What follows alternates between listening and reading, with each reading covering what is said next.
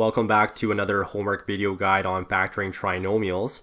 And for this video, my plan is to continue factoring trinomials, but now I want to look at trinomials where the leading coefficient is greater than 1. So before I start going over problems and teaching new strategies here, let's take a look at these two examples I have here. Both of them are trinomials, and both of them have a leading coefficient that's greater than 1.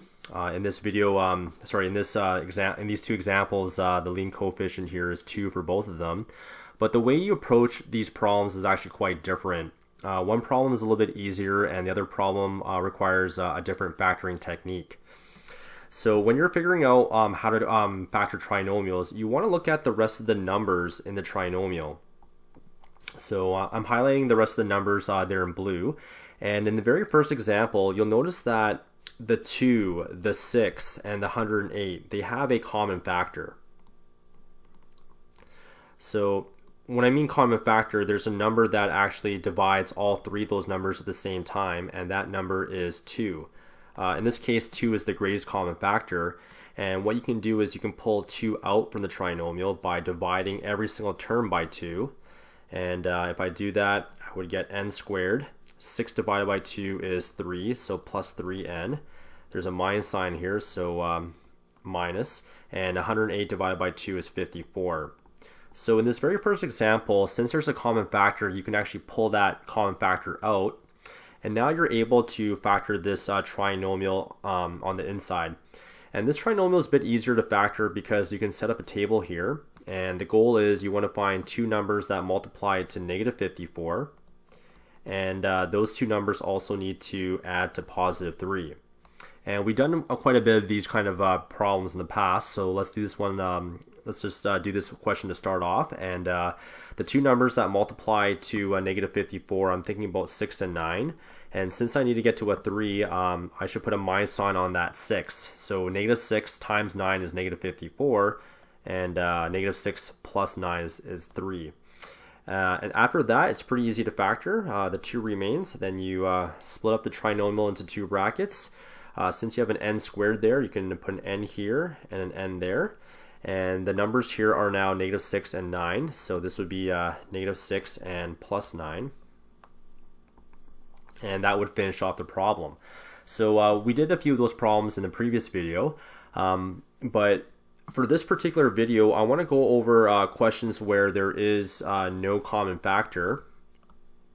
So our leading coefficient here is still greater than 1. It's 2 in this case, but if you look at the 2, the 3, and the 9, as I said before, there is no common factor. There isn't a common factor, so we need a different technique to factor these kind of trinomials. And for the rest of the video, my plan is to go over these kind of problems where there is no common factor, you're factoring a trinomial, and the leading coefficient is greater than 1. Okay, so this is what I would do to factor these kind of trinomials. I would take this 2 and I would multiply that with the negative 9.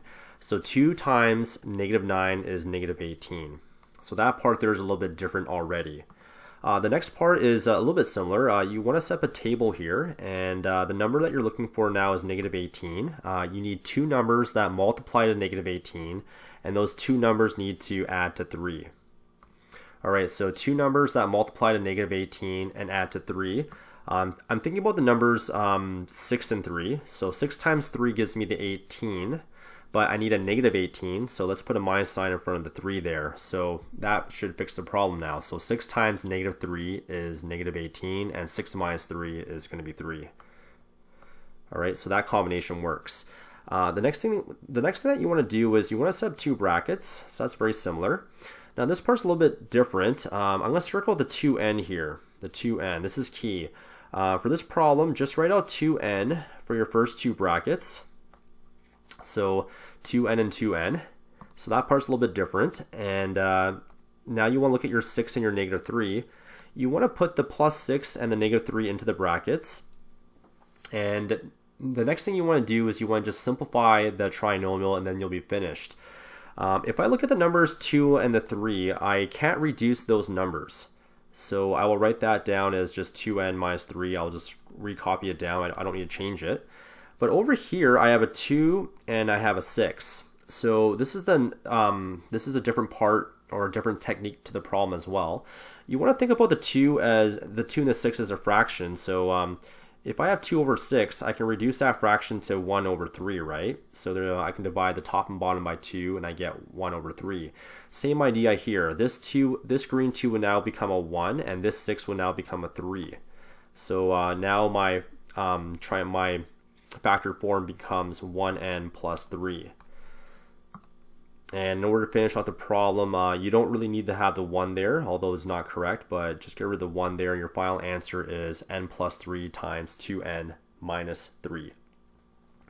So that's how you factor that trinomial. The technique is completely different from the first example, but those two examples, they look very similar. So you want to make sure you know which factoring technique to use depending on what numbers are in your trinomial. All right, let's move on to a few more problems in this video where we factor trinomials where the leading coefficient is greater than 1. All right, so let's just move this up. Okay, so before I start the next example here, I'm just going to zoom in here. Let's take a look at the numbers here. I have a 3, a 2, and a 5. So right away I can tell that there's no common factor. So if there's no common factor, then I need to use this new technique. In order to start the new technique, I need to take the 3 and the negative 5 and I multiply those together to give me negative 15. Sorry, negative 15. And after that, I can set up a table here. I'm just going to erase this now. So I need two numbers that multiply to negative 15, and those two numbers need to add to negative 2. Sorry, here, my pen's just not working here, so negative 2. So two numbers that multiply to negative 15 and combine to negative 2. The numbers I'm thinking are, well, 5 times 3 gives you 15. And if I put a minus sign in front of the 5, negative 5 plus 3, that would give me the negative 2. So those are the numbers that I would want. I'm going to erase this now. And then we would set up two brackets. And you want to circle the 3p here. So this is also a little bit new when you use this technique. So you put the 3p's into the brackets to start off, and then you want to use your negative 5 and your 3. So here's a minus 5 there, and here's a plus 3 there. Now in my second bracket, in my first bracket, I can't reduce the 3 and the 5 there, so I'm just going to copy down the exact same brackets underneath. But on my next bracket, if I take a look at this 3 and that 3, what you want to be thinking about is this is the same thing as reducing the fraction 3 over 3. 3 over 3 is really 1 over 1. So using that same idea, this 3 becomes a 1, that 3 becomes a 1, and now your next bracket would be 1p plus 1. And then you're done. You can also just erase this 1 here, and that would finish off the problem there. Okay, let's move on to the next one here. For question number 2, I'm looking at the numbers here, the 2, the 3, and the negative 9. There's no common factor, so I can start off by multiplying the 2 and the negative 9, so that gives me negative 18. And then let's set up my table now. So I need two numbers that multiply to negative 18, and those two numbers need to add to 3. So the numbers that I'm thinking are probably 6 and 3. That gives me the 18. In order to get a negative 18, I need a minus sign somewhere in here, so it's probably best to put the minus sign on the 3, because 6 minus 3 gives me 3. Okay, and then I need two brackets, and I need to circle this 2n at the start. So let's put a 2n here and a 2n there, and then I need my numbers 6 and negative 3. So this would be plus 6, and this would be a negative 3. Now in my second bracket, I'm going to just copy that down because I can't reduce the numbers 2 and 3. But in my first bracket, let's take a look at the 2 and the 6, right? So that's the same thing as 2 over 6, and I can reduce that to 1 and 3. So same idea here, that becomes a 1, that becomes a 3, and now my answer would be 1n plus 3. And once again, it's probably best to just erase the 1 there, and your final answer is n plus 3 times 2n minus 3. All right, so the rest of the problems, there are no common factors between the numbers in the trinomial, so let's just jump right into this now. 3 times 4 is 12. All right, let's make up a t-table here. 12 goes here, and my middle number here is -8. So I need two numbers that multiply to 12, and those two numbers need to add to -8. So I have 6 and 2. 6 times 2 gives me 12, but since I need a -8, it's best to put minus signs on both of those numbers, and -6 minus 2 is going to be -8. All right, after that we can now set up the brackets. And I need to circle the 3n there, so 3n goes here, 3n goes there, and my numbers are now -6 and -2, so this will be -6 and -2. I will copy down the second bracket, 3n minus 2, but if I take a look at these numbers, the 3 and the 6, I mean, I can reduce that to a 1 and a 2, so this will be 1n minus 2. And after that, if you want, you can just erase the 1 there, and your final answer should be n minus 2 times 3n minus 2. All right, so we move on to question number 4. Multiply the 5 and the 12, that gives me a 60. And then after that, you can set up a table here. So that's going to be a 60. Here's a 19, so let's put 19 over there on the other side. So I need two numbers that multiply to 16, and two numbers that multiply to 60, and those numbers need to add to 19.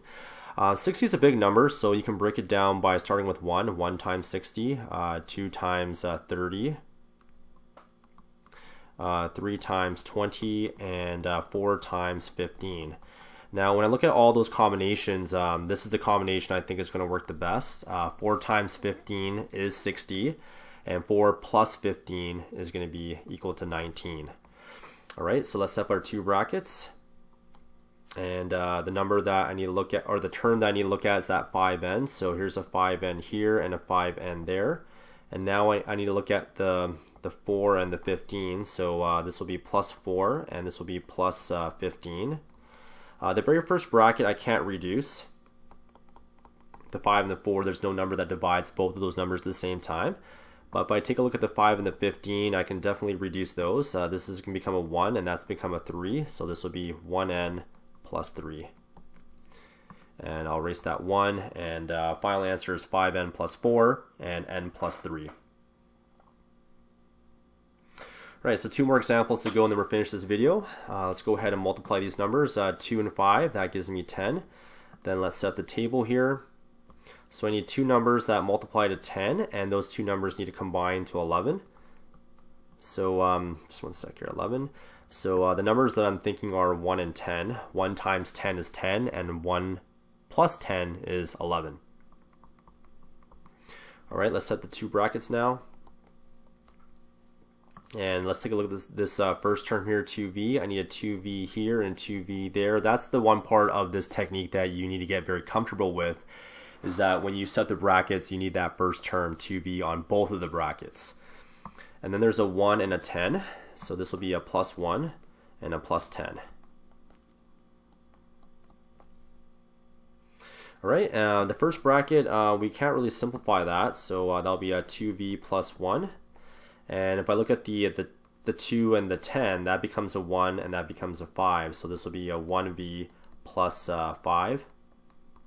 And then we can erase the 1 there, and then we're done. Okay, let's move on to the next one here, the final example for this video. Once again, these are all prime numbers that have no common factors.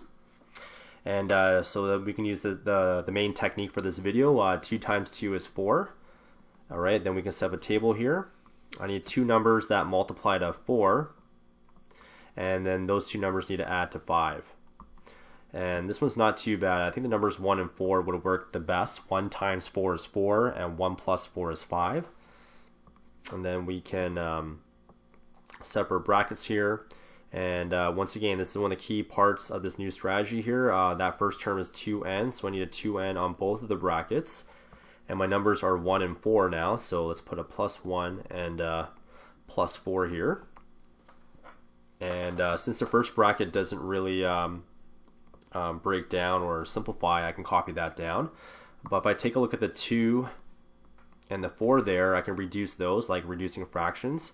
2 becomes a 1, the 4 becomes a 2.